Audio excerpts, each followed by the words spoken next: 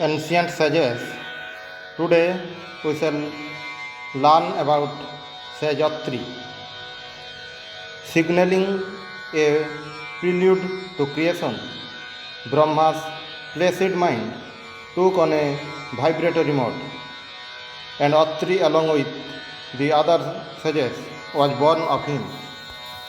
The earliest reference to him is as a Vedic seer found in the hymns of the Rig Veda, along with Agni, Indra, etc. The fifth section of the Rig Veda is ascribed to him. In a mystic meditation on prana, the vital breath, the Brihadaranyaka Upanishad, after describing the other six sages, depicts Atri, the seventh. Thus, the tongue is Atri, for through the tongue food is eaten. Atri is but this name Atti. He who knows it as such becomes the eater of all, and everything becomes his food. Atri's wife was Anasuya, one free from malice, who was one of the daughters of Devahuti and sage Kardama. When Brahma instructed Atri to give an impetus to creation by fathering children, he began rigorous austerities and meditation. In the Indian tradition, every undertaking is elevated above the ordinary when preceded by religious fasts, austerities, worship, and meditations. For a prolonged period, Atri underwent with faith the most drastic penances and meditations. Pleased with his absorption, the Trimurti Brahma, Vishnu, Maheshwara appeared and roused him. Opening his eyes, filled with unspeakable love, wonder, and veneration, Atri genuflected before the deities. They insisted that he ask a boon of them. After mulling over the immensity of the God's grace, he asked to have the three gods incarnate as his three sons. Smiling and saying, Evamastu, that is, so be it, they pleaded.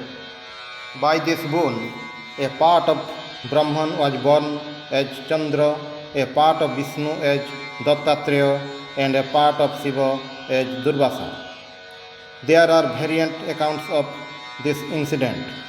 According to one, Brahma, Vishnu, and Shiva had taken Anasuya's help in revoking a curse whereby Surya, the sun, could not rise, resulting in chaos on earth. Anasuya succeeded in her mission. The gods were pleased and wanted to grant her a boon. She quickly asked that they be born as her three sons. Prachina Varhis is credited with being the son of Atri. The great sages are considered to be beyond time and mortality. Naturally, we find the story of Maharshi Atri spanning through different ages of Indian history. In the Rig Veda, demons try to burn him by putting him in a torture machine called Satadwara Yantra. He prayed to the twin gods, the Ashinis, who released him. During their sojourn in the forest, Rama and Sita visited Maharshi Atri and Anasuya at their hermitage, where Anasuya gave many instructions to Sita. Once, grieving over his son's death, King Nimi ordained a Shraddha. Maharshi Atri was present at the ceremony and acquainted the king with the origin of its ritual. He dissuaded sage Parasara and other sages from performing a sacrifice to annihilate the whole race of demons. He accompanied many other sages who went to dawn to counsel him to stop hostilities between the warring Kauravas and Pandavas.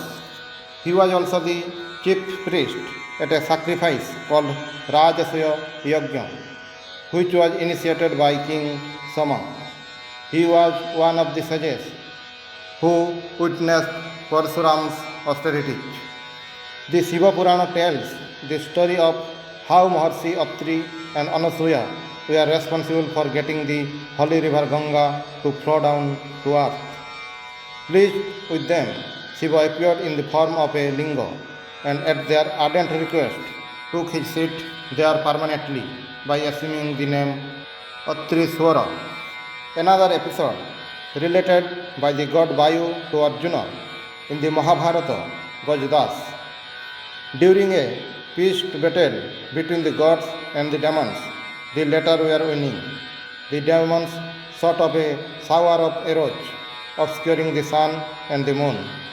The gods broke ranks and began groping in darkness. Some of them approached Maharshi Atri and begged him to help them. Moved by their pleas, Atri transformed himself into the sun and the moon.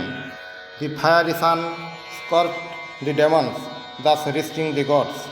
The significance of these mythological stories is lost on modern minds. As the Bhagavad Gita says, there are two types of beings in this world, the divine and the demonic. To understand this truth, we have only to look around us. These mythological stories point out to us in their own language the obvious conclusion that light eventually triumphs over darkness, good over evil.